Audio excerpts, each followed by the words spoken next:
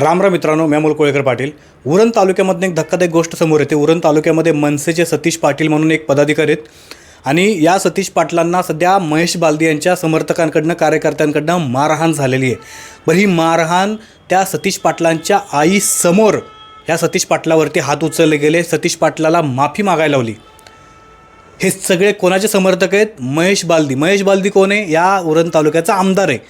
बरं, या सतीश पाटलाला मारलं का? तर या सतीश पाटलांनी महाविकास आघाडीचे ज्या उमेदवार होत्या नगराध्यक्ष पदाच्या, भावना घाणेकर यांच्या सगळ्या सभांमध्ये, यांच्या सगळ्या त्या प्रचारामध्ये भाग घेतला होता, भाषणं केली होती म्हणा, किंवा त्यांच्या सोशल मीडियावरती व्हिडिओ बनवून टाकले होते. आणि या सगळ्या गोष्टींचा राग मनामध्ये धरून महेश बालदी यांच्या या कार्यकर्त्यांनी, समर्थकांनी त्या आईच्या समोर त्या सतीश पाटलांना मारहाण केली. आणि एवढं सगळं झाल्यानंतर जर देखील मनसे शांत असेल तर याच्यावरती नक्की काय बोलायचं हे तुम्ही कमेंट करून नक्की सांगा.